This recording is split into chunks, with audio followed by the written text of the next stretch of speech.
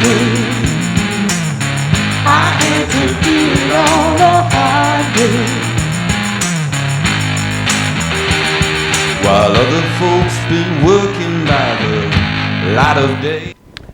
Buenas noches, señoras y señores, jóvenes de todas las edades. Bienvenidos un sábado más a Crisol de Cultura, el programa que hacia el fin de semana, los sábados en concreto, emitimos en televisión Ferrol. Saludos cordiales a todos cuantos nos siguen a través de internet, con muy particular afecto a nuestros espectadores de Hispanoamérica. Bueno, hoy vamos a tener ocasión de retomar un antiguo asunto de hace ya meses, sobre el que en su momento prometí íbamos a perseverar, y lo haremos en entregas sucesivas, y me refiero a la antigua Roma, a todo lo que acontecía en la antigua Roma desde el punto de vista histórico, social, económico, en definitiva de nuestra madre nutricia, Roma. Y en concreto hoy hablaremos de algo particularmente, yo creo que atractivo y en todo caso muy especialmente significativo hasta el día de hoy: el ejército en la antigua Roma, los ejércitos en la antigua Roma y por extensión consecuente, que ya lo estaréis pensando, las legiones romanas, claro, porque es algo que de inmediato, su evolución, ¿verdad?, de inmediato viene a la memoria. Pues así es, y como ya anticipé la semana pasada, para hablar de este asunto, tuvimos en su momento, y tenemos hoy, y tendremos en lo sucesivo, en fin, salvo que se muestre rebelde, a Mariano Durán, profesor de química, ahora en situación jubilosa, y en todo caso, hombre de variada y amena cultura clásica, poeta en ejercicio potencial, en fin, y otras cosas que en su caso él podría adornar, ¿verdad? Y naturalmente, como no, nos acompaña Emilio Saldaña, que trae, no sé si en el bolsillo derecho o al izquierdo, pero una especie de amasijo de filosofía, más o menos ahí, ya se verá cómo. En el bolsillo trasero. En el trasero. Bueno, lo del trasero, no, en el bolsillo supongo trasero, que no es el bolsillo trasero. Supongo que no es una indicación, naturalmente no puede serlo. En todo caso, él que nos lo explique. Así que vamos a empezar por decirle a Emilio, buenas noches. Hola, Emilio. buenas noches. Bueno, no sabía yo lo del bolsillo trasero, pero... Es que yo tengo muchos bolsillos. En cambio, lo que celebro mucho, y yo creo que también los espectadores, pero te lo dije hace un momento, antes de iniciar el programa, lo que me encanta es tu camisa de hoy. Porque eres un me gustan melómano, todas, supongo. En efecto. Esta alusión psicodélica, sí. A los Beatles de entonces, ¿verdad? Es decir, hay que ver. Bueno, perfectamente. Vamos pues con Mariano Durán. Buenas noches, Mariano, bienvenido. Buenas noches, y parece ser que vamos a hablar del ejército. El ejército, evidentemente, es el transmisor de la romanidad. Habrá que decir que sin el ejército no estaríamos aquí, o estos 2000 años no serían lo que son, evidentemente. Bueno, eso es un poco lo que quise sugerir cuando claro. En esta presentación inicial, y en todo caso esto viene como anillo al dedo, porque yo siempre que tengo oportunidad, en fin, aprovecho la mínima rendija para decirlo, por una razón fundamental, porque estos tiempos y la sociedad de hoy parece como si lo exigieran.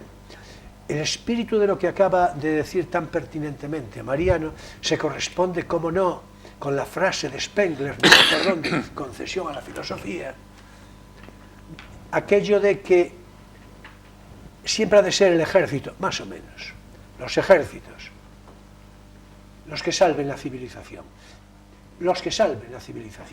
Claro, después ya sé que ahora pues os dispondréis o muy de acuerdo o muy en desacuerdo y que sería un asunto muy a debatir.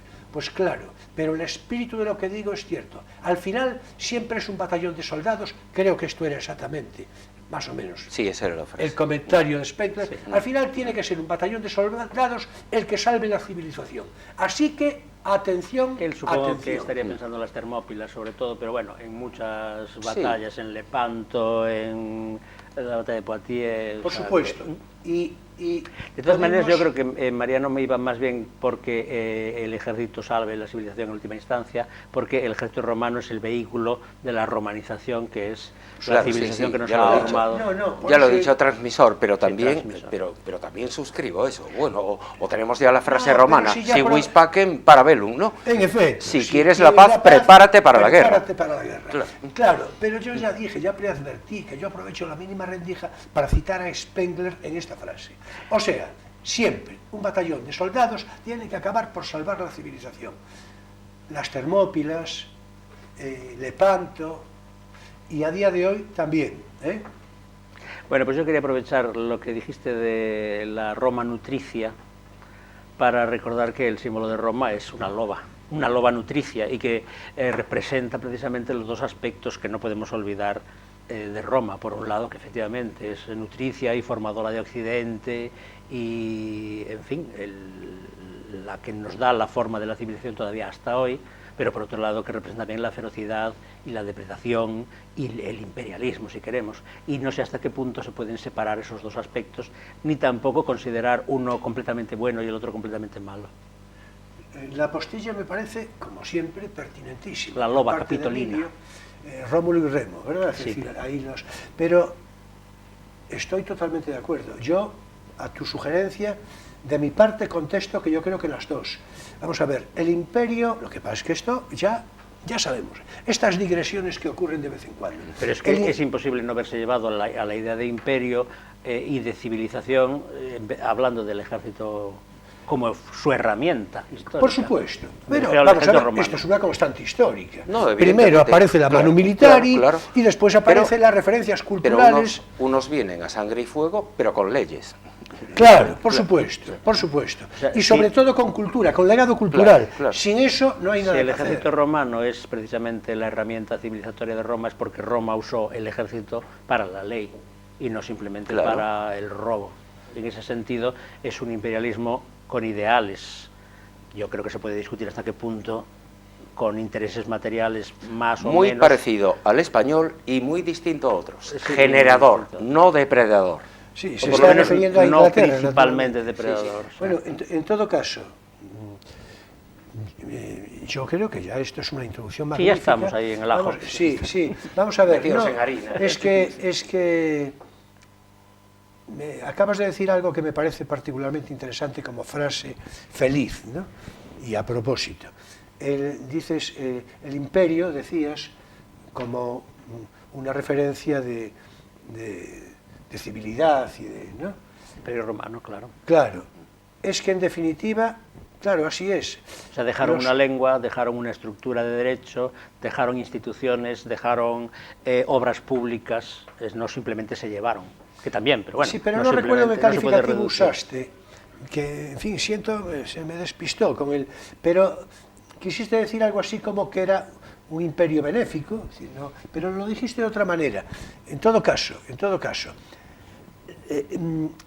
lo que yo quiero subrayar de mi parte es que, porque es una frase que repetidamente digo desde hace muchos años, naturalmente sin ninguna intención de originalidad, pero desde luego algo contracorriente seguramente. El imperio es pedagogía. Yo estoy en el convencimiento de que el imperio es pedagogía. Siento no recordar el calificativo feliz que le diste. Muy poquito estuve en Segovia. Segovia, claro, en cuanto llegas es el acueducto, lo que se te impone antes de la catedral, antes del tejido urbano, es el impresionante acueducto, ¿no? Que lleva ahí, pues eso. Sí, es el que te tira por los ojos. Y eso es un poco la imagen de lo que en la historia representa el Imperio Romano. No tanto los muertos o la esclavitud o el robo de las materias primas y del oro y lo que sea, sino sobre todo lo que quedó, el legado, digamos. Pero vamos a ver, pero puede alguien considerar, y ya abrimos la conversación de otra manera, pero puede alguien considerar realmente que la condición humana, que naturalmente tiende claro, vamos a ver, el tiempo de hoy habla de una enseñanza, y mira por dónde vosotros que os dedicáis a la actividad docente, habla de una enseñanza como una especie de, no sé cómo diría yo, como de vaselina, es decir, una cosa como un lenitivo, una cosa con muchos ejemplitos, mucho color y naturalmente ningún calado de imposición. Educar, desde luego desde mi consideración, es imponer desde la persuasión, la sugerencia, el buen ejemplo, sí, pero es imponer. Siempre. Es decir, si no se impone, es evidente que se va a imponer la personalidad del educado. Es decir, eso está claro. Que sobre todo en el medio en el que estamos nosotros, o lo que estuviste tú y que todavía estoy yo, es una personalidad por hacer, víctima de publicidades y de ideologías, en fin. Por supuesto. Bueno, eso tiene que educarse. Llámale asilvestrado o barbarie. Sí. Y educar es conducir. Claro. Conducir claro. Por el bien del conducido, pero con vistas a unas buenas finalidades que están pretendidas desde el principio. Y eso lo sabemos por la raíz latina, ¿no? Duco, claro, de Duque. Conduco. Claro, vamos a ver, en todo caso, yo todavía ayer, de una manera pública, de una circunstancial, hablaba de cómo en los últimos 40 años, vamos, por decirlo en números redondos, se fue, en el caso de España, se fue enflaqueciendo la enseñanza de conceptos, de valores y desde luego de contenido. Claro, es decir, manifiestamente, sin esas premisas, claro, o mejor decir, con esas premisas, con esas consideraciones devaluativas, naturalmente da lugar a una sociedad que no tiene criterio y, lo que es más peligroso, que le parece que lo tiene. Con lo cual, en fin, esto es... Es peor todavía. Claro, yo creo que desde que perdió la palabra que lo definía antes, instrucción, y se le empezó a llamar ya educación, ya estamos en otra cosa. Sin duda, sí, sin lo duda. que pasa es que instrucción tiene ahí ese militar, regusto castrense. Sí, claro, pues, claro. Yo bueno, diría es que que hablamos hoy de esto. Precisamente yo creo que el problema de la esto. educación, vamos, no es el tema de hoy, pero en fin, el problema de la educación es que cuando el antiautoritarismo de los 60, 70 se centra contra la potestas, por decirlo en romano, del educador, confunde además potestas con autoritas, y al final es la propia autoridad, el propio concepto de autoridad el que cae bajo el ataque al autoritarismo. El autoritarismo se hace sinónimo de autoridad y al final no queda nada, ni poder, es decir, fuerza, ni autoridad, algo es decir, moral, legitimidad moral. Sí. Al final va todo por el mismo sumidero. Sin duda, pero bueno, si os parece, por redondear ya definitivamente el comentario y abrir la conversación más en el orden concreto que nos ocupa, lo acabas de decir, los años 60, en efecto. 60-70. Los años 60. Pero no hay que olvidar, sin ánimo, en fin, si queréis apostillar algo lo hacéis, como no, pero en fin, no lo digo yo con ánimo de debate mayor, ¿no?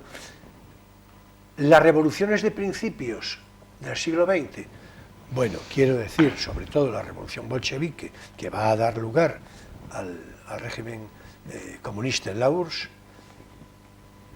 y después con matices variados, incluso previos, se habla, hay una frase que incuestionablemente lesiona todo esto, y es abajo el derecho. Abajo el derecho. Claro, lo que se quiere es construir otra cosa, otro derecho, y a lo mejor suena a día de hoy con unos ecos, con unas reverberaciones, con una evocación de lo que se oye de vez en cuando por ahí.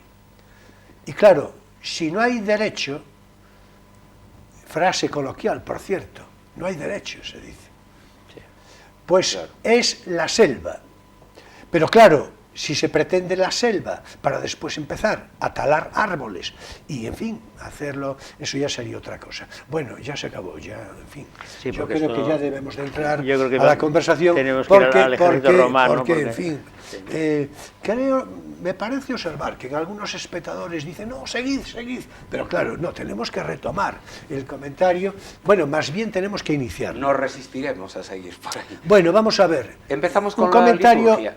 Sí, no, pero sí, sí, bueno, venga, vamos con la liturgia y hago yo un breve comentario y ya le entramos, venga. Bueno, estamos en el año 2772, evidentemente. Anno bismilésimo, septingentésimo, septuagésimo segundo ab urbe condita. Y el día de hoy es el 23 de noviembre, ante diem nonum calendas decembres. En efecto. Bueno, tenía otra forma de dar el año. Bueno, pues adelante, venga.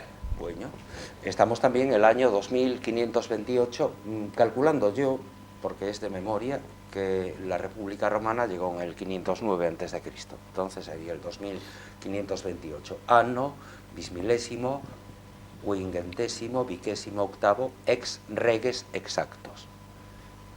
Sí, a ver, yo, para quienes no domináis el latín... Cuando llegó la República fue cuando echaron a los reyes, claro. Claro. Hace sí. 2528 años que echamos a los reyes, es lo que dice. En efecto, en efecto. Ya sé que sois pocos los que... De todas maneras, no ¿cuál conocéis de esas latín, nomenclaturas era? Hoy nomenclaturas. No, no, pero todas, incluso después que era, también que se daban los años por el cónsul.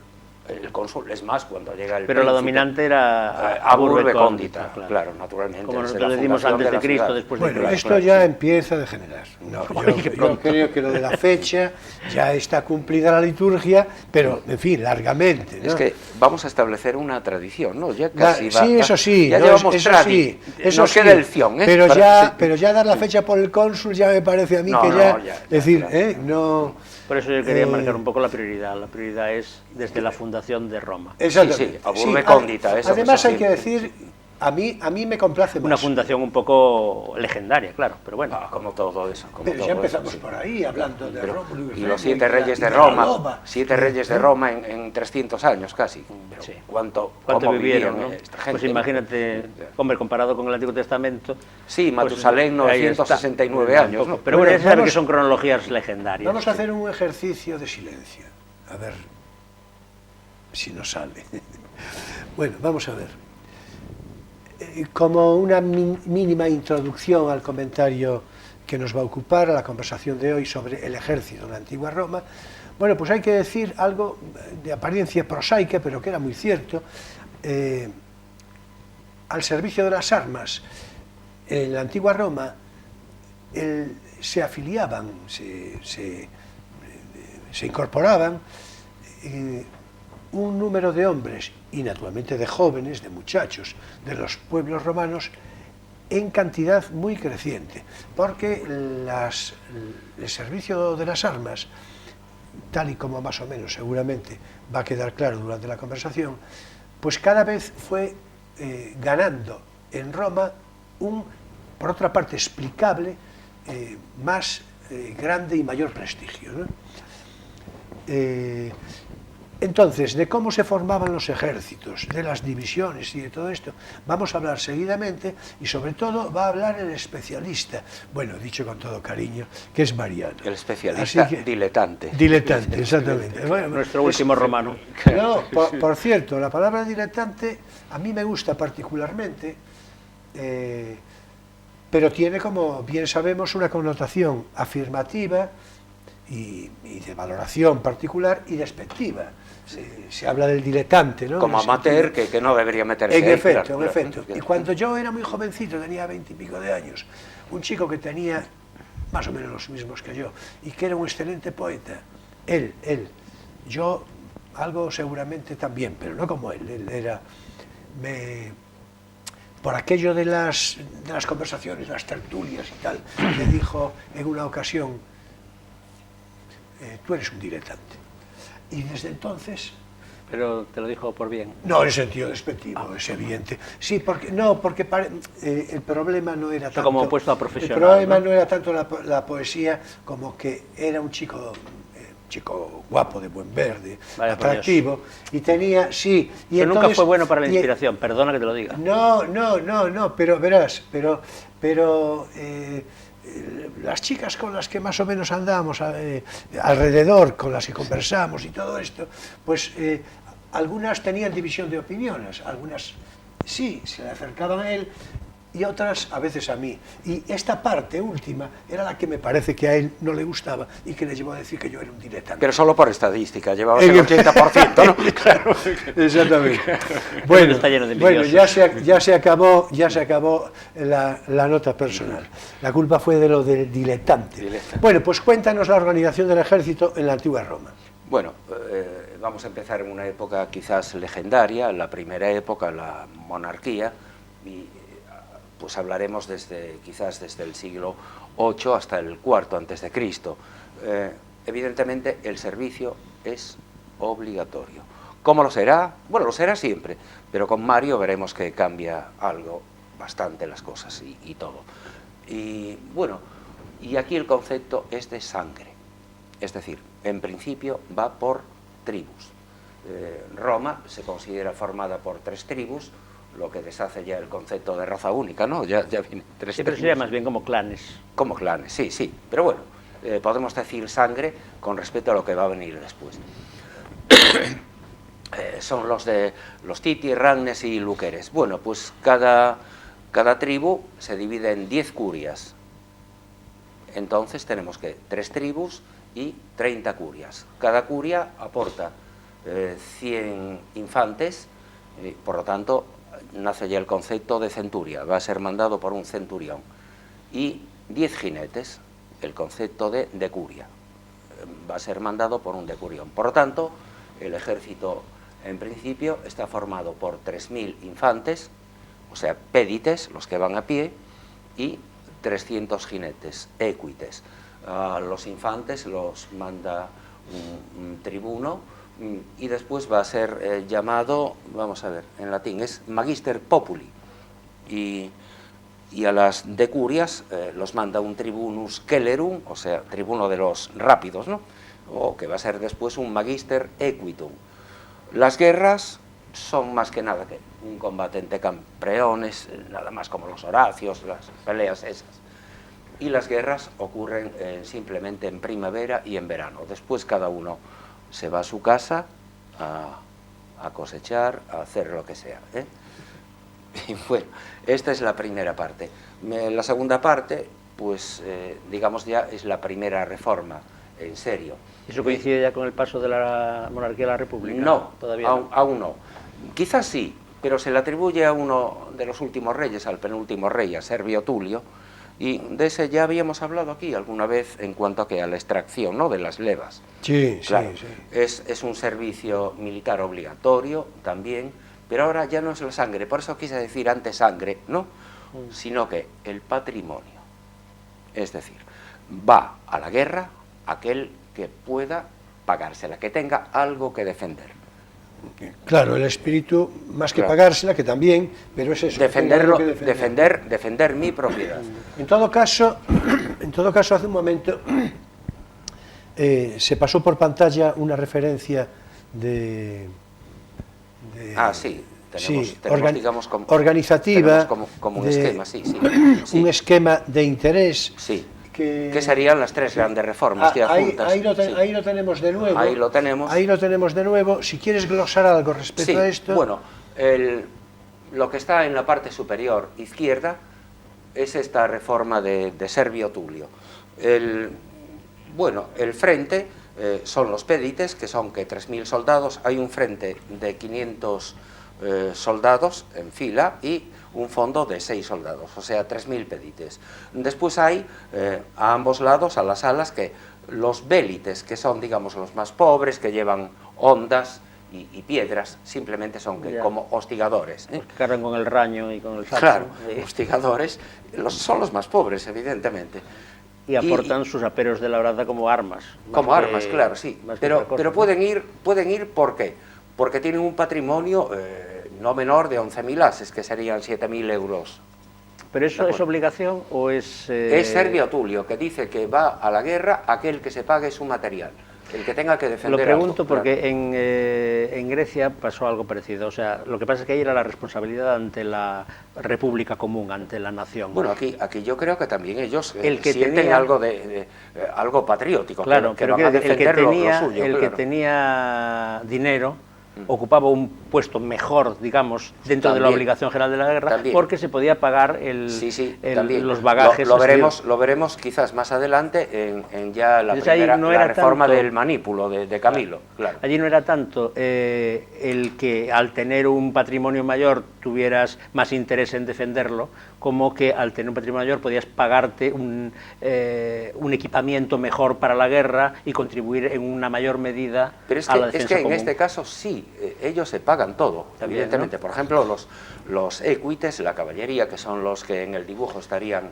Bueno, los yo extremos. creo, disculpad, los yo creo que extremos hay son que los más volver, ricos. yo creo que hay que volver al esquema y cerrarlo en comentario, Sí, porque sí. si no, a ver, vamos con el esquema otra vez, claro, y a ver si lo cerramos en Bueno, comentario. pues entonces en los extremos están los equites, son 300, 150 por ala, ¿eh? Pero Servio Tulio lleva también, digamos que centurias de obreros, cornetas, trompeteros, ingenieros, intendencia, y las centurias, eso también es otro detalle, las centurias van a ser de 100, como dice la palabra, y las decurias de 10, luego ya no. Pero el nombre quedó. El nombre quedó, sí. Ahora vamos a la parte... No, esta es la última, pero era, Ya. era por espacio. Ya. Después vendría que ya la reforma, la falange evidentemente funcionaba mal, funcionaba bien en los terrenos muy planos, cuando Roma era pequeña. Pero la falange ya está constituida en tiempos de la monarquía. ¿O De es la un monarquía, invento? de la monarquía y con Servio Tulio. Ya.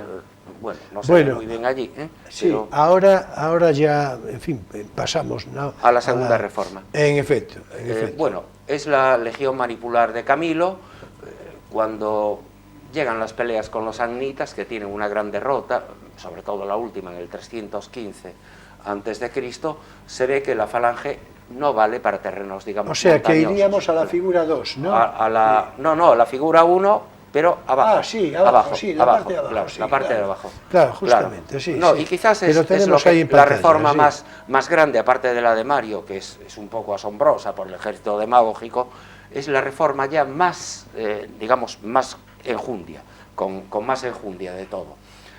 Aquí, debido a la pelea con las guerras samnitas, se deshace este mazo tan grande que es la falange, de esos 3.000 hombres todos pegados, ¿no? Que decías que Erizados, como- era- Los que se acaban de citar. el terreno El marca terreno las que cosas, marcaba. marca las cosas y marca que Roma se va expandiendo, evidentemente. Camilo realmente es el cónsul que toma Velles, que es una ciudad etrusca, para que nos demos idea, ¿no?, de lo que era Roma, que estaba a 20 kilómetros, es decir, estaba como Puente de Eume, un poco más, ¿no?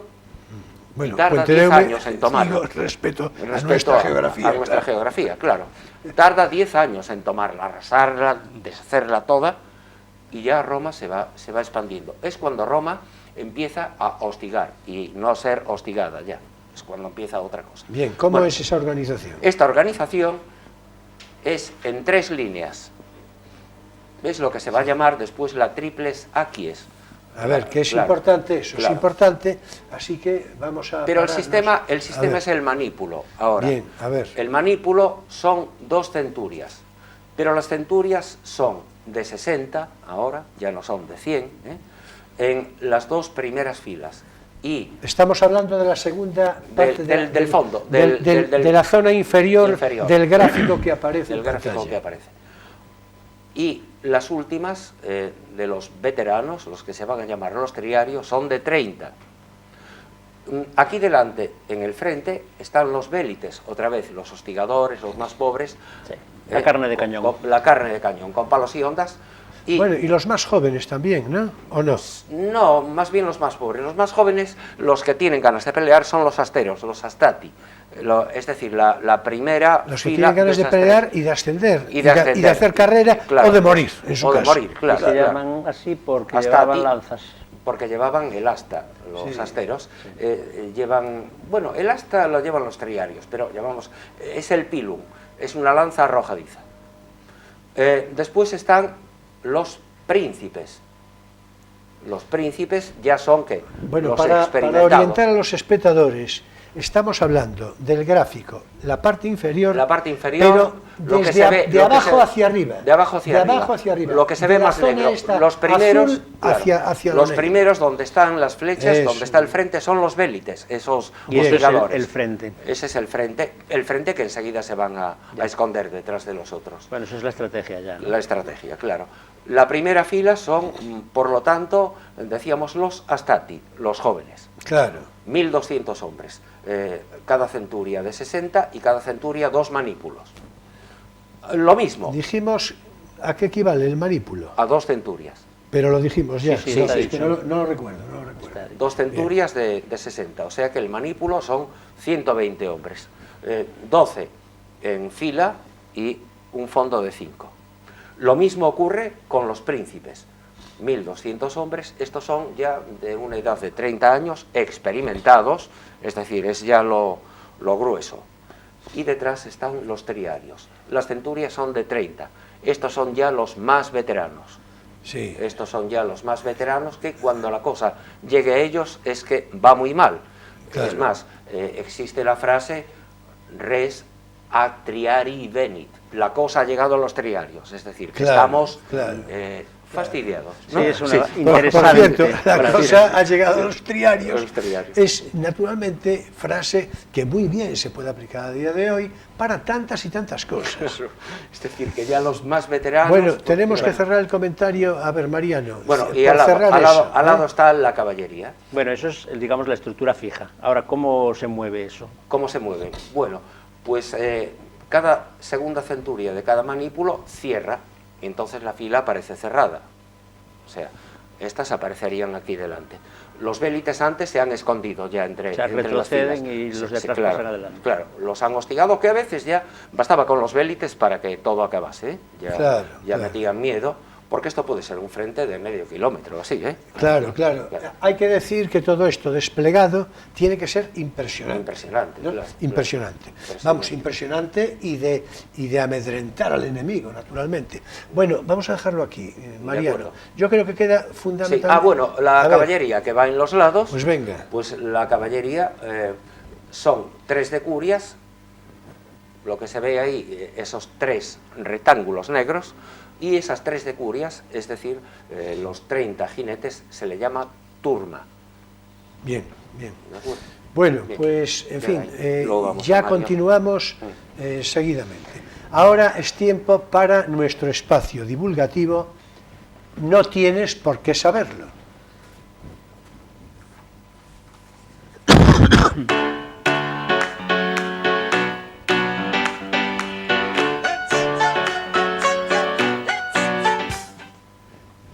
Bueno, hoy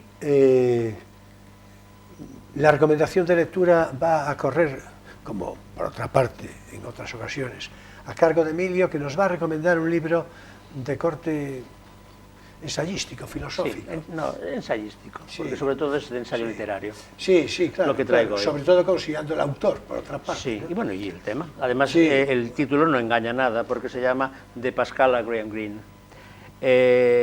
Bueno, el autor es Mauriac, que es un señor muy conocido, fue ministro de Gaulle, fue premio Nobel en el 52, de literatura, claro, y, en fin, ha sido una personalidad literaria muy importante en el siglo XX en general y en Francia en particular. Pertenece a esa pléyade de grandes escritores católicos que hoy son cosa del pasado y es un poco como de los últimos, pero bueno, estaría en la compañía de Claudel, de Blois, de Bernanos, etcétera, de Pécu, ese tipo de Maritain. de Maritain. Bueno, Maritain es más bien un filósofo, los otros son Sí, bueno. bueno, poetas y novelistas, pero bueno, en ese grupo, digamos.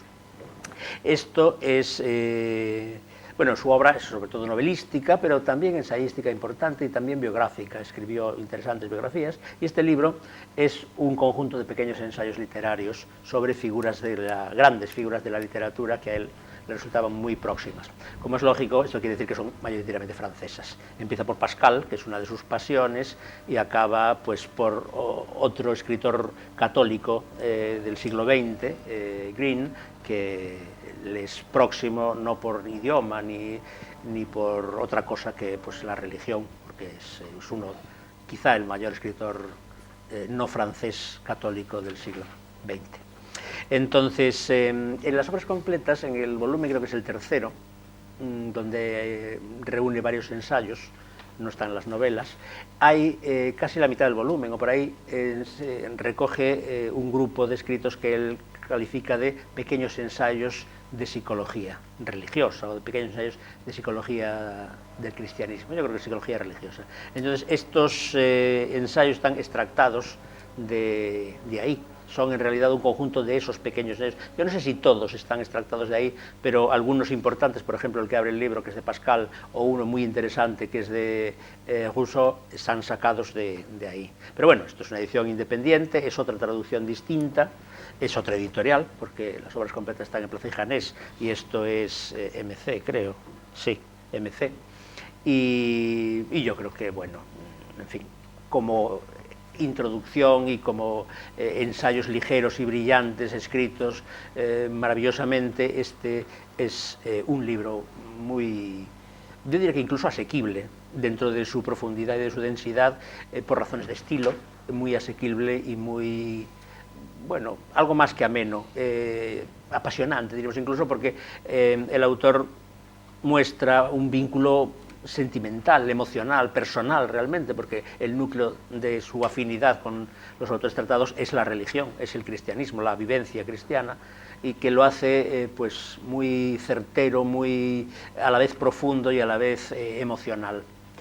Los autores principales, ya dije, son naturalmente franceses. Es el primero Pascal, que ocupa no solo el primer artículo, sino que es un poco el hilo conductor de varios de los artículos, ¿no? En fin, discusiones entre el jansenismo de Port-Royal y Pascal y otras formas. Luego de Pascal y Voltaire, con Voltaire como, en fin, el ilustrado anticristiano, diríamos, o por lo menos anticlerical por excelencia, porque el hilo conductor es ese, ¿no? Un poco la religiosidad de estos autores. Luego Rousseau, como un personaje ambivalente y contradictorio, interesante, pero claro, en una perspectiva cristiana condenable, para decirlo así. Y por supuesto Balzac, del que tiene un ensayo espléndido, porque no hay ningún francés que no tome posición ante Balzac y ante Flaubert, que están los dos aquí en el centro más o menos del volumen, hasta llegar a el gran novelista católico del 20, el moralista, podríamos decirlo así, Greene. Entonces este libro tiene las virtudes de la brevedad de los ensayos, la intensidad del estilo, la emoción del tratamiento en función de la proximidad afectiva que fundamenta pues, la creencia común cristiana entre el autor y los autores, es decir, Mauriac y los escritores franceses de los que trata, y también de Greene, y la brevedad y la, en cierto modo, contraposición apetitosa o atractiva entre la brillantez y la ligereza del estilo y de la exposición y la profundidad de las ideas. A mí es un libro que me parece muy interesante y que nos puede servir para volver a este autor que yo creo que está un poco, en fin, olvidado, no sé si olvidado es la palabra, un poco, en fin, no está de moda realmente. Preterido, un poco preterido, sí. Bueno, la edición que traigo yo es un poco antigua porque es del año 50 y algo, creo. Mejor. La primera, y bueno, esta reimpresión que tengo es de marzo del 53, así que en MC. Pero bueno, como es de aquellos tiempos en los que se editaban bien los libros, todos cosiditos, con su funda, con su sobrecubierta, con encuadernación, pues es un libro que es un gustazo de leer, la verdad. Yo lo recomiendo vivamente. Y desde luego al que no le interese Pascal o Balzac o Greene, pues francamente que no nos vea. Bueno, dije que era de MC, ¿verdad? Sí, ya al principio. Sí, bueno, este desdén de Emilio por la no audiencia del programa es perfectamente explicable, ¿verdad? La santa indignación. Por favor. A ver, en todo caso... Claro, si hablamos de Balzac y hablamos de Pascal.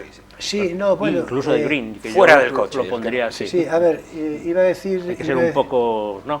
Claro, arrogantes de vez en cuando. Claro, Si no te gusta esto, no me veas. Claro, claro. Y si esto no te gusta, es que no te gusta la literatura. No voy a ser yo solo el arrogante, ¿no? Claro. Pero tú fíjate que además son estilos completamente diferentes. Pascal es aforístico, es reflexivo, Balzac no es reflexivo, o sea, es descriptivo, es torrencial, Green es analítico, o sea, francamente eso cubre prácticamente todo lo que es la literatura, el gran estilo, el estilo popular, la novela asequible, la novela, vamos, la aforística cortesana. Todos los flancos. Está Francamente, creo que- tratando de persuadir Emilio Hombre, al claro. espectador. Hay que no- leer a Mauriac, entre otros. Bueno, en todo caso, Mauriac, François Mauriac, en efecto, es un ejemplo magnífico de cuando los escritores y los ensayistas, a veces hasta los poetas, eran ministros. Ay, qué tiempos aquellos, porque fue ministro de Cultura eran con, ministros. con De Gaulle. Si lo pensáis, como hoy, Igual. justo como hoy. O embajadores, Saint-Jean-Perse, ¿no? Sí, Saint-Jean-Perse era embajador. Maravilloso. Bueno, Justo también como hoy. Neruda también Por favor, embajador. disculpad, Neruda repasad, también, sí. repasad la lista de ministros Sí. y de ministras. Por cierto, Repasadla. estos son los autores que te hacen, que te llevan a otros autores, que es una cosa que a mí me gusta mucho. Leer algo que te abre puertas y te empuja más allá del propio texto, Claro. del propio interés. Los pasillos. Claro. Sí, el caso que citaste hace un rato de Balzac y de Flaubert, que para mí son Hombre. los más interesantes, vamos, sin demérito de ningún otro, pero me parecen, a mí en lo personal, naturalmente. Tú más- recomendaste tú aquí, yo dijiste- creo que Bombard Picuchet un día, ¿no? Sí, bueno, no hace tanto, No hace tanto, exactamente. Y ayer estuve hablando con mi hija de Bouvard y Pécuchet, precisamente. En todo caso, dijiste hace un momento, es que Balzac y Flaubert seguramente son las dos referencias literarias a las que siempre se... Y es verdad, no hay duda. Pero no solo los ninguna. franceses, yo creo que cualquiera. No, en sí. novela realmente Balzac es, yo diría que el centro. Bueno, hay que acordarse del digamos- idiota de la familia de Sartre, Sí, sobre Flaubert. que se puso a escribir y que no paró respecto a Flaubert. No lo acabó, ¿eh? ¿No? El libro de la familia tiene unos tomos gordísimos y no Sí. llegó a acabar, porque él quería, según propia confesión, Sartre, agotar todo lo que se puede saber sobre una persona. Y esa persona para él era Flaubert por razones obvias. Y no lo consiguió, ¿eh? Sí, bueno, y por otra parte, bueno, es que no se trata ahora de hablar de esto, pero Flaubert...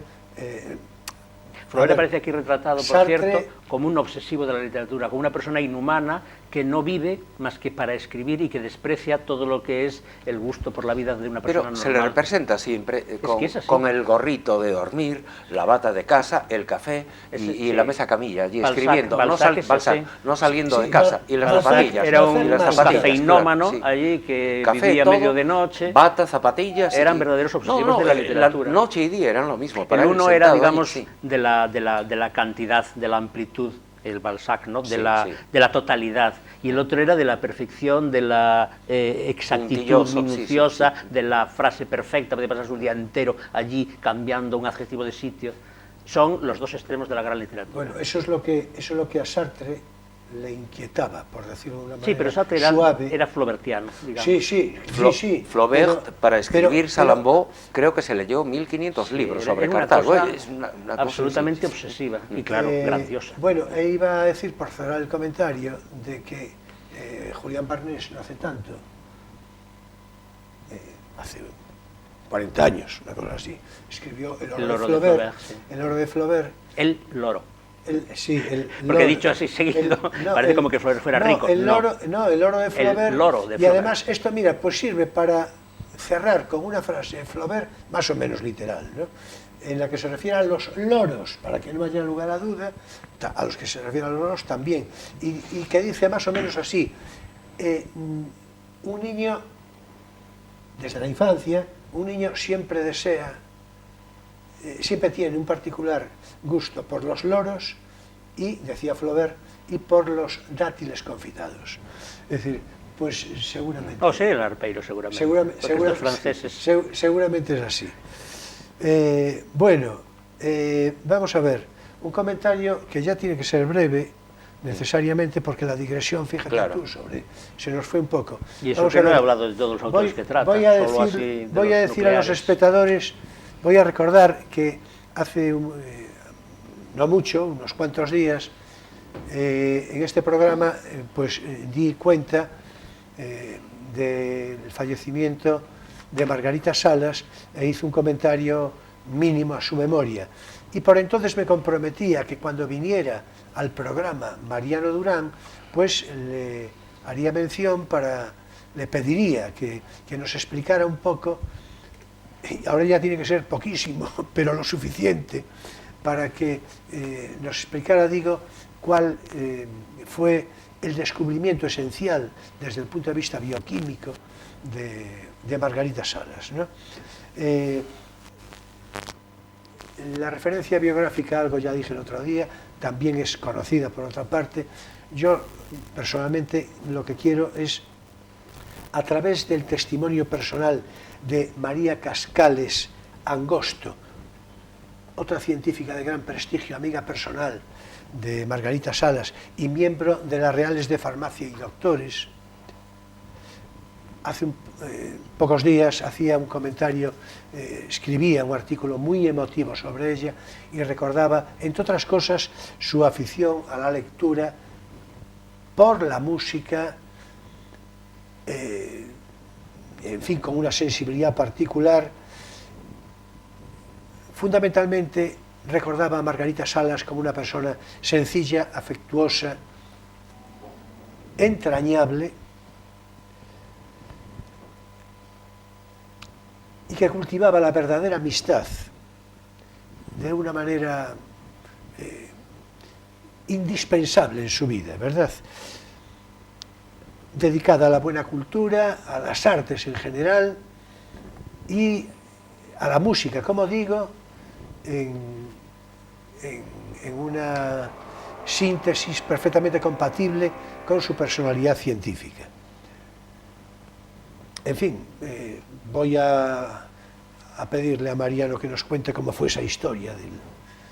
Así que adelante. Bueno, el mérito, digamos, más grande por el que se le reconoce es el descubrimiento del ADN polimerasa del virus FI29. Pero, por ejemplo, escuchemos a Margarita Salas en unas palabras en la entrega de un premio, de uno de los muchos premios. Cuando uno tiene cantidades pequeñas de ADN, como un pelo hallado en un crimen o unos restos arqueológicos, pues ¿qué ocurre con esta ADN polimerasa que ella estudió? Amplifica millones de veces el ADN para poder ser analizado, secuenciado y estudiado. Bueno, pues esto a los oncólogos vale que ampliar pequeñas poblaciones de células, estudiarlas perfectamente, pero vale para qué, para crímenes, vale para paleontología. Y en todo caso, digamos que ese virus FI29 es que rápido ensamblando, es decir, juntando, multiplicando, es como si soplásemos en un globo y lo viésemos todo el dibujo mucho más grande, y además que es preciso. El ADN realmente es el catálogo de IKEA de instrucciones para formar los organismos.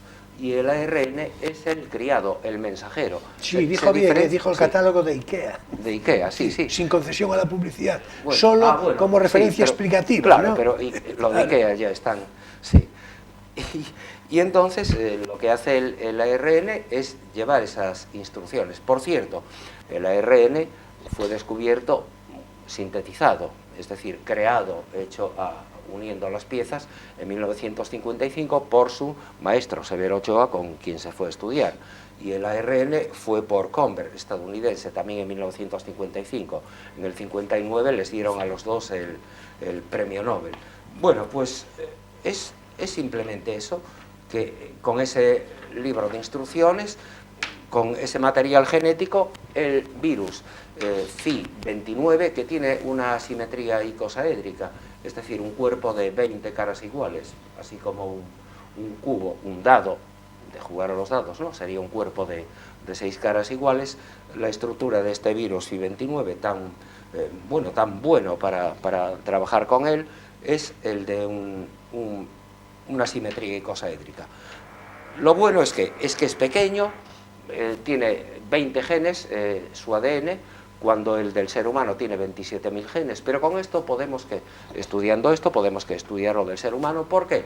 Porque se multiplica millones de veces rápidamente y es muy preciso. Bueno, pues yo creo que eso sería casi lo interesante, ¿no? La copia, que es simplemente esta, y esto fue lo que hizo una Margarita aclaración Salas.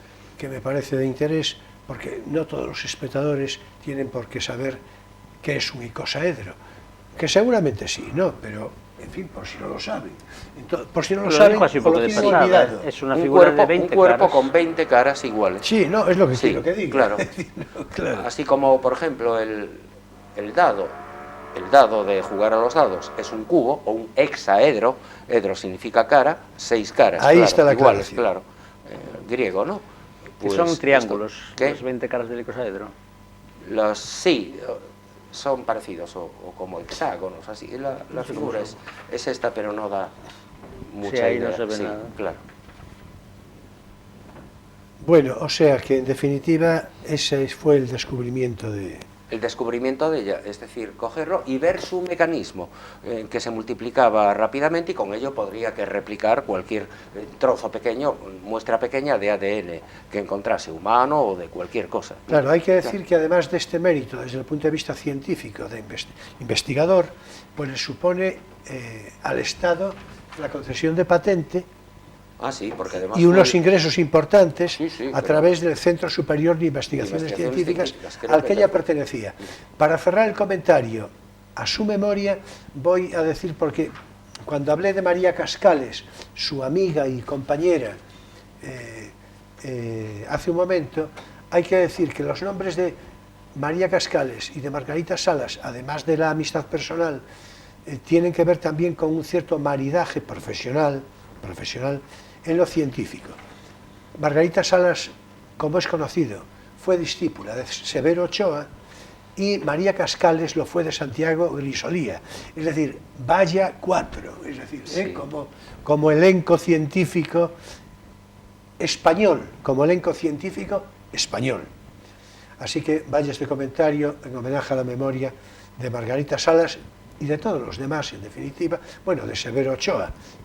María Cascales todavía vive, claro está, como es natural. Bueno, hasta aquí nuestro espacio divulgativo. No tienes por qué saberlo.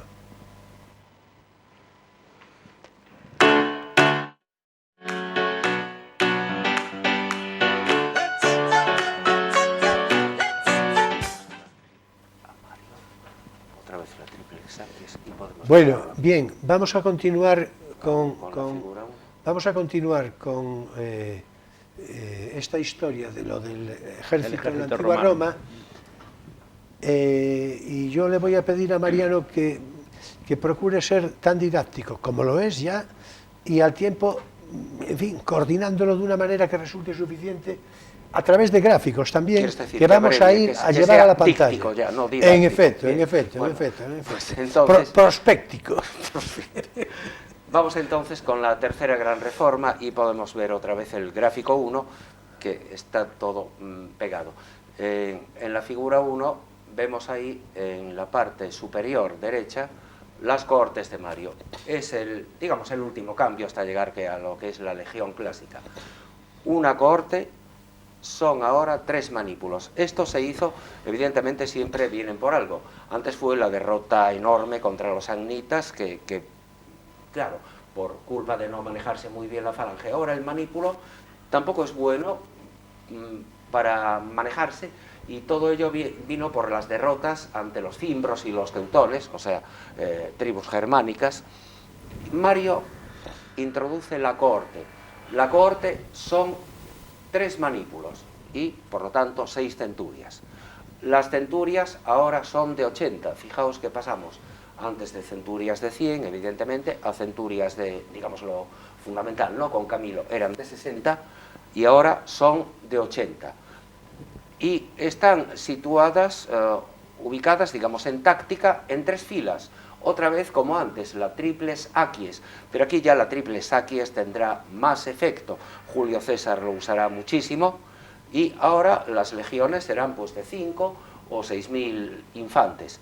Evidentemente digo que aquí ya no entran la caballería tal, porque todo esto ya pertenecerá, digamos, a las tropas auxiliares. Incluso los que antes se llamaban soki, los aliados itálicos, ya dejan de serlo, porque próximamente, bueno, la reforma de Mario es del 107 a.C., pero en el 89 ya todos los itálicos son ciudadanos romanos. Entonces ya quedan solamente las tropas auxiliares, hispanos, cretenses, y con caballería, una organización parecida a esta y con el mismo número de efectivos, o quizás doble, y caballería también, pero hay cosas específicas como los honderos baleares, los arqueros cretenses, etc. La táctica es la misma, el avance, esto impresiona muchísimo, evidentemente, cuando llega el momento del combate, todos, digamos, estas cohortes se cierran, no ofrecen ningún hueco, y después pueden pasar hacia atrás. Lo que sí hay que decir de Mario, evidentemente, es que trae un cambio enorme. Ahora el reclutamiento es voluntario, es decir, ya no hay una imposición digamos, de una fortuna mínima, que por cierto ya se había rebajado los 4.000 ases antes, unos 3.000 euros.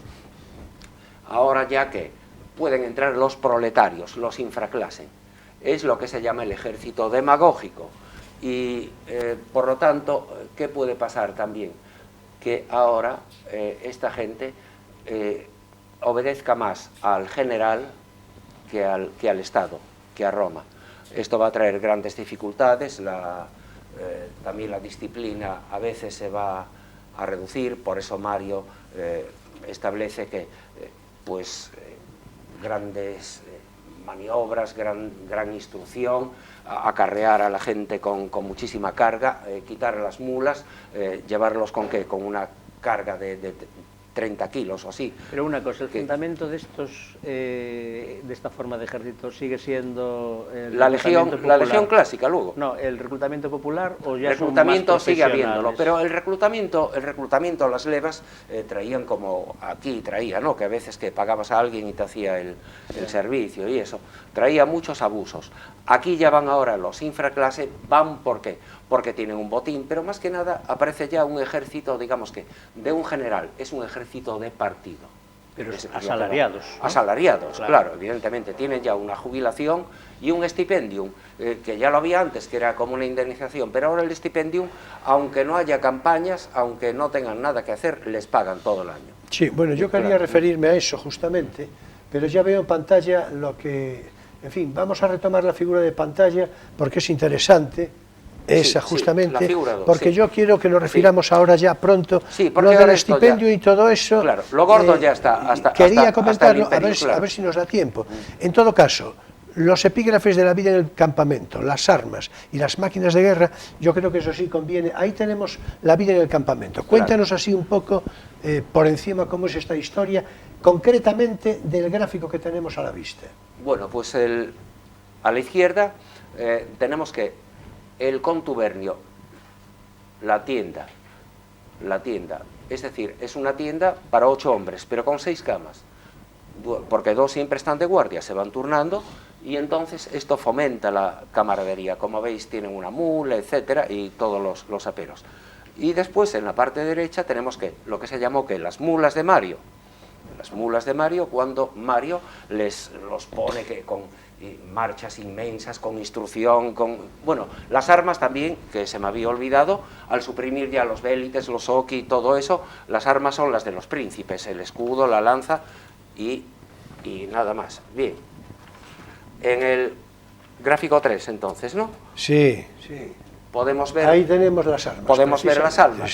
Sí, en los soldados de infantería arriba, el asta, que es, digamos, la lanza, pero no arrojadiza, que llevaban los astati, los antiguos, los veteranos, el pilum, que es una lanza también, pero arrojadiza, el gladius, espada, gladiador, ¿no?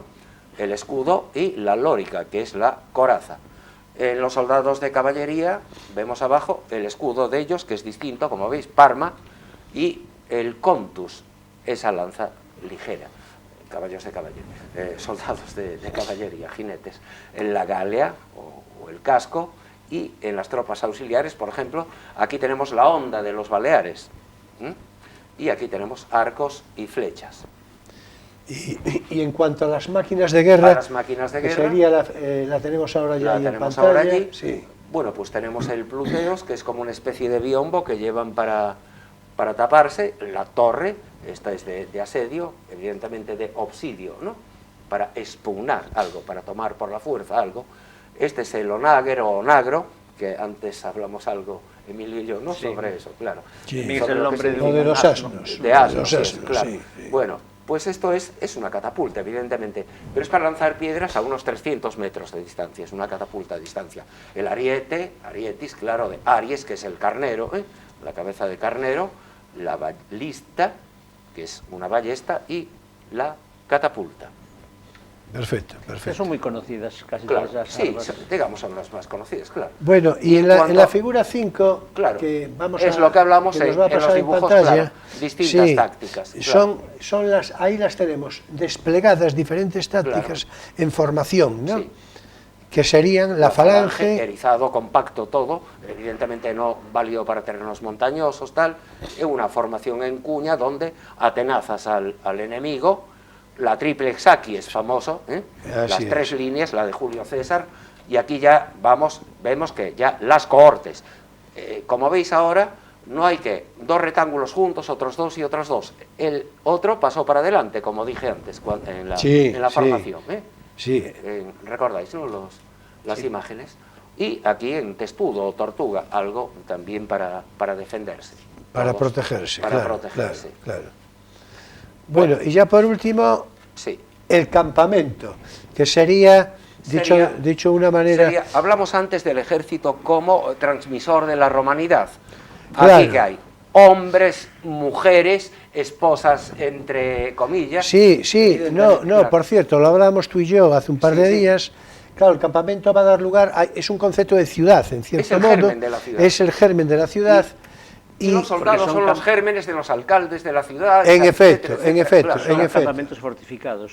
Pero eso es más adelante. Eso es más adelante. Eso Claro. es casi en el dominado, donde ya el sistema de Augusto, pero creo que para hoy no da tiempo. No, pero esto es hoy ya no, atractivo hoy ya para- no. para Pero continuarlo sí, otra vez, claro. sí el acantonamiento, la forma, de acantonamiento, claro, de claro. campamento lleva a, en fin, ese Pero medio sí ufe. tiene incluso un templo para las insignias. Claro, claro, un claro. edis, los ediles. Así es, Templo, así edis, es, los así es. Lo ediles. hablábamos el O sea, otro está- día, sí. Está dando Sí. lugar a los ayuntamientos. El comentario que precisamente hacía ahora Mariano de una manera medio eufemística sobre las mujeres que no, es que eran directamente prostitutas. Eran putas, Es claro, decir, sí, sí. claro, sí, quiso pasar del eufemismo al aspecto más gráfico, ¿no? Sí, Es es que bueno, como se decía antes, eran putas prostitutas. y vino hasta que se acabe el as, que era la moneda más baja.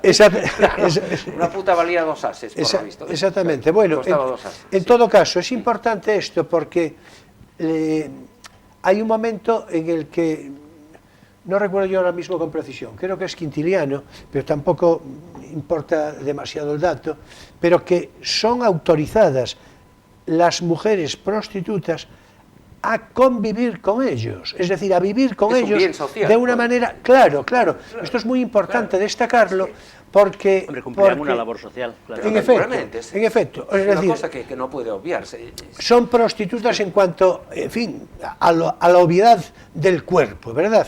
Pero es que al tiempo tienen una relación, yo creo que se puede decir, sin escrúpulo, amorosa, porque en definitiva les hacen la comida, en fin, les acompañan. No se hace el cariño. En efecto. Son las visitadoras de Vargas Llosa. de Vargas Sí, Llosa, claro, sí, bueno, por claro. supuesto. O las barraganas de la antigua Edad Media, Claro. que comentábamos tú y yo, Claro. esa institución, digamos, Tan beneficiosa. tan próxima a la Iglesia, Y tan beneficiosa. y yo creo que tan beneficiosa, en fin, eso sería ya otro, pero lo hablábamos tú y yo el otro día, ¿verdad? Bueno, O pues las eso. aguadoras, la canción María de los Guardias, aquella que iban acompañando. Bueno, lo de a María de las claro, Guardias es mucho, claro, claro. La canción María de los Guardias, que llevaba por su cuenta y a cuenta 5 batallones. Debía ser tremenda. Que debía- Bueno, eso- María de los Guardias. eso es tomarse el trabajo en serio, Bueno, ¿eh? pues en Sí. efecto, en los campamentos, vayamos otra vez era esto. y había eso, la consideración de cuasi ediles, ¿no? Sí, casi concejales, claro. Pero, Justamente. Viene de eso, justamente. Miledis, claro, Bueno, guardaban vamos a las ver, insignias, tenemos sí. que dar cierre a esto. Si os parece decir algo de manera complementaria, pues lo que queráis, no sé. Es decir, en todo caso, ya le voy yo diciendo a los espectadores, ya vemos que esto da para largo, desde luego volveremos sobre Roma, no sé si en lo que resta de año, o en todo caso, ya cuando abra el siguiente, pero volveremos sobre Roma con Mariano Durán. Tocaremos el final más o menos de todo esto, Sí, porque sigue habiendo cosas muy interesantes. El imperio, pero claro. la legión ya está establecida. Sí, sin duda. Pero bueno, hay una serie de consideraciones. Por ejemplo, recordarás que el día que hablamos, te dije yo de la Guardia Pretoriana, hablamos de la Guardia Pretoriana, que hoy no tocamos ni vamos a tocar, pero que es sumamente interesante por su carácter, sus circunstancias económicas, sus procedencias geográficas. Y la influencia histórica que tuvo. Claro, por supuesto. Quitar y poner. Justamente. Pero es que todo está, digamos, que militarizado. Hay que ver que luego en el imperio, en esto, empieza, digamos, como una carrera militar, como unas escuelas militares. Y sin embargo, antes, todo lo que hemos visto, que son los grandes avances en táctica y en todo, no había una carrera militar en sí. ¿Pero por qué? Porque estaba ya en la educación o instrucción, como le llamo yo. En la escuela los niños ya aprendían algo de eso. Y después en el cursus honorum, es decir, en su carrera, iban ya tomando puestos, y llevaban ya, cuando llegaban ahí a pelear de verdad, llevaban ya una instrucción enorme. En efecto. Bueno, pues... ¿Quieres decir algo, Emilio? Pues no, simplemente que esto queda para otra vez, porque hay mucho todavía de lo es que hablar. atractivísimo, ¿estás de acuerdo? Atractivísimo y además enormemente didáctico. Para, en fin... Sí, quizás podamos completar el bolo de atrás, porque hoy nos paramos más que nada en táctica y en, digamos, definiciones, ¿no? Centuria, manípulo, en lo que era la estructura. Turma, claro. Hoy fue más que nada matemático y tal, pero con todo, yo creo que las últimas imágenes nos dieron algo de... No, yo creo que sí.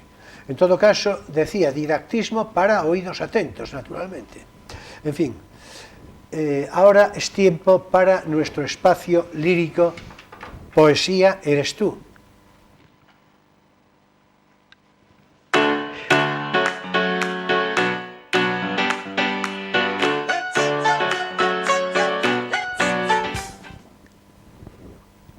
Bueno, y hoy, cómo no,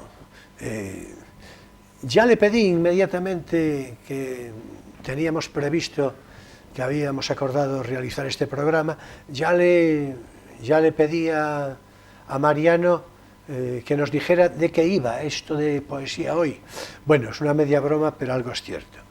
Tiene que ver un poco la inspiración, porque Mariano Durán, como ya dije aquí en alguna otra oportunidad, entre otras cosas tradujo a Propercio, el poeta lírico latino, en fin, del que él sabe vida y milagros largamente. Vida y milagros que naturalmente no van a ser referidos hoy aquí, pero sí, naturalmente, un poema, una elegía, la elegía 21 del libro primero, que en realidad, le voy a pedir a Mariano que nos lo introduzca, en realidad es un epitafio, respecto a un familiar de él, ¿no? Más o menos. Sí, debe ser un familiar de él. Es más, en la siguiente habla de eso, incluso de que, oh, Roma, no te perdono que lo hayas dejado expuesto, es decir, tirado allí, no, muerto.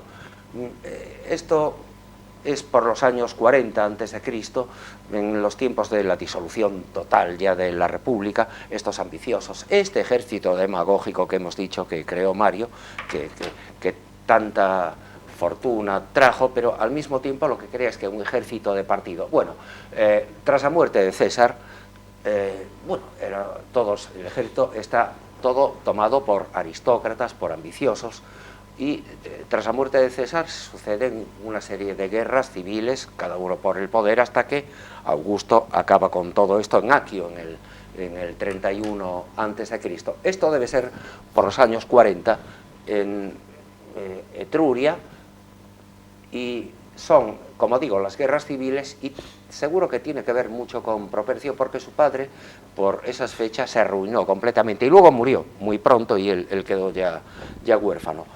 Un soldado está, no sabemos si está muerto o a punto de morir, y entonces habla con otro compañero que no lo reconoce, debe ser por las heridas, lo maltrecho que lo dejaron, y habla con él y al mismo tiempo está diciendo su epitafio, y luego, como veremos, tendrán algún parentesco. En efecto, bueno, en realidad ese soldado, esa situación que acaba de describir Mariano, se corresponde con esos versos que antecité del libro 1, elegía 21 de Propercio, y que dicen así: tú que te apresuras a escapar de mi destino, soldado herido en estos terraplenes etruscos, ¿por qué ante mí gemir tuerces tus ojos hinchados? El camarada tuyo más cercano yo soy, sálvate tú, que tus padres puedan alegrarse. No dejes que tu hermana por tus lágrimas sepa que Galo, que escapó de las espadas de Octavio, no consiguió escapar de manos desconocidas, ni tampoco que todos los huesos que encontrase en los cerros etruscos esparcidos son míos. Bueno, a mí me parece que es emocionante. Ponle una postilla brevísima a esto, si te parece, y tú lo que quieras, y cerramos Sí, esto. bueno, que cuando con Propercio siempre hay problemas, porque evidentemente fue copiado después por gente en la Edad Media, y a veces necesitas una Q, y lo que es aquis es aguis, pero la U es también la V, entonces o son aguas o son abuelos, como en la elegía de la matrona. Aquí yo, al traducirlo, realmente Propercio escribe Kaiser, es decir, César, pero yo le puse Octavio, porque es Octavio, César Augusto. Octavio, yo considero que antes de su paz Auguste, antes de Aquio, es evidentemente el niño asesino, criminal, sin entrañas. Entonces quise ponerle Octavio, y que intenté dejarlo, como ahí veis, en alejandrino. Todos los versos miden lo mismo. Ese es únicamente mi exiguo mérito. Bueno, lo del tamaño del mérito ya se verá, porque eso es cosa mía, no de él, claro. Es decir, en todo caso... A mí me gusta el final del poema. ¿Verdad que Me sí? gusta la Sí. contraposición entre estos huesos que se quejan que soy yo Cierto, aquí cierto, lamentándome, cierto. y al mismo tiempo la arrogancia de presumir que los huesos esparcidos Claro. lo son por mi mano. Eso Yo los he es matado. lo heroico realmente de la composición, ¿no? Y que aunque La nadie se acuerde de conclusión mí, lo que yo he hecho queda claro, ahí. Heroica y digna, porque detrás de lo heroico, naturalmente, hay dignidad. Bueno, pues hasta Propercio aquí... es maravilloso, no hay duda. Bueno, pero yo... ¿Qué vas a decir? Que lo has traducido. Por vocación y por gusto, ¿no? Por gusto, No es sí. ningún encargo. Bueno, hasta aquí. Nuestro espacio lírico, poesía, eres tú.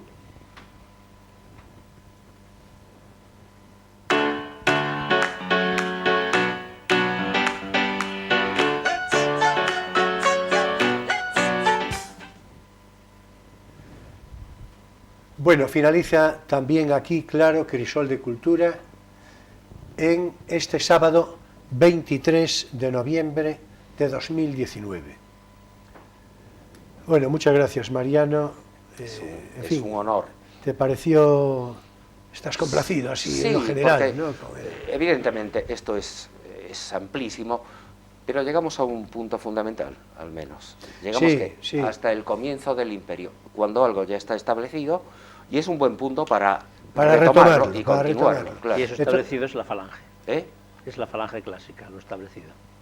No, Bueno, la ahí- cohorte, La claro, cohorte. las cohortes, claro. Sí, bueno, y a partir de ahí, Es por más, ahí todo seguido. César nunca dijo mis legiones, siempre decía mis cohortes. Bueno, vamos a ver, es que no os puedo Bueno, decir. Vamos a ver, no, iba a decir que comentaba contigo que, y se lo voy a decir a los espectadores, aunque ya veremos a lo mejor la primavera, yo qué sé, pero a ti no te lo comenté porque te veo poco, Emilio, ya sabes, ¿no? Entonces, Es te fiel. te veo un poco. No, pero bueno, aprovecho para decirlo públicamente a los espectadores y a vosotros mismos, a ti ya te lo comenté, yo tengo mucho interés en hacer un programa, que yo creo que van a ser 2 como mínimo, sobre la romanización en España. El efecto de la romanización en España, al que ya nos vamos refiriendo, nos referimos hace en un algún momento. breve Sí, momento. pero la romanización en sentido directo, concreto y desde luego pormenorizado. Yo creo que eso va a ser muy interesante, pero eso será ya... ¿Puedo intervenir? Puedes, sí. Yo eso es que lo veo fundamental, lo veo que necesario, pero además lo que veo necesario es decir que eso, no sé por qué se olvida tanto, que en España se selló el destino de Europa. Europa es lo que es hoy en día, es romana y todo eso, por España. La victoria de Roma en la Segunda Guerra Púnica se decidió en España. España marcó el destino de todo el continente. Naturalmente, claro, no se dice porque la leyenda negra, pues ya sabemos que está Bueno, siempre, pero- siempre es férvida, siempre está en efervescencia. Y España Entonces, después fue en América lo mismo que Roma, imperio generador, no bueno, depredador. Naturalmente, sobre la conquista de América, que no descubrimiento. Descubrimiento también, claro. Sí, es previo, pero... Pero de facto lo que fue conquista, claro. Por supuesto. Pues no va a ser conquista. Sí. ¿Y entonces qué va a ser? Hola, mira que me voy. Es decir, no, eso lo dijeron, por cierto, los No, vikingos, que sí. llegaron más o menos por allí en algún momento y se fueron, ¿no? No iban a cantar el Asturias, patria querida. Bueno, evidentemente. vamos a ver, esto es una cosa que, ¿verdad, Emilio? Porque tú ahora, Tú te lo dices todo. tú ahora querías, claro, tú Yo ahora no querías dije- decir algo. no, no quiero. No, bueno, está muy bien. Entonces dilo. Bueno, pues nada, que nos vemos dentro de unas semanas, dentro de un mes y pico, ¿no? Bueno, vamos a ver, señoras y señores jóvenes de todas las edades, mi gratitud entera y toda por vuestra presencia fidel de cada semana, vuestra simpatía y vuestra complicidad, y vuestro aliento, que esta semana última, en fin, me llegaron por muy diversos conductos felicitaciones múltiples. Bueno, no solo a mí, vaya, sobre el programa de Cunqueiro, ¿sabes? Ah, sí. Sí. Bueno, entonces, con Moncho Soto, claro. Sí, sí. Bueno, en todo caso, la próxima semana tenía previsto que acudiese a plató, como otras veces, José Polo, para hablar de cine, como de costumbre. No va a ser posible la semana próxima porque, en fin, circunstancias familiares van complicando su agenda profesional, familiares, en fin, no en lo personal más directo, pero, en fin, circunstancias, en todo caso, que le afectan. Va a ser difícil, él pugna por venir, pero va a ser difícil que pueda acudir el próximo día 30. Pero yo ya estuve pensando, y ya lo voy sugiriendo como posibilidad alternativa, se lo voy a decir a Emilio, que todavía no lo sabe. Yo creo que ya cumpliría, acaso, lo voy a considerar, dependiendo de cómo evolucione esto de José Polo,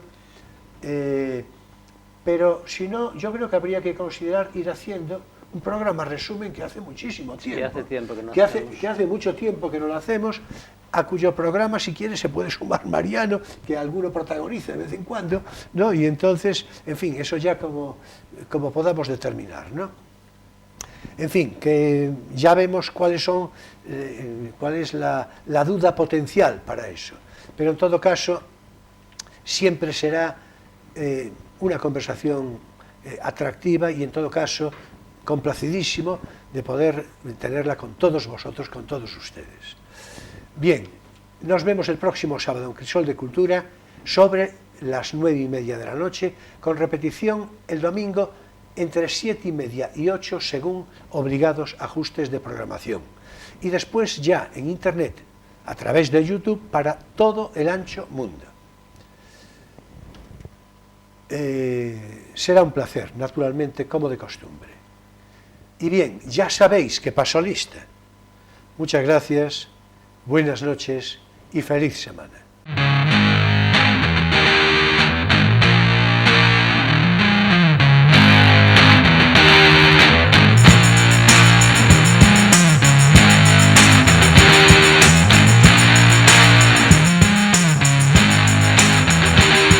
The hard way. I had to do it all the hard way. The hard way. I had to do it all the hard way. While other folks been working by the light of day.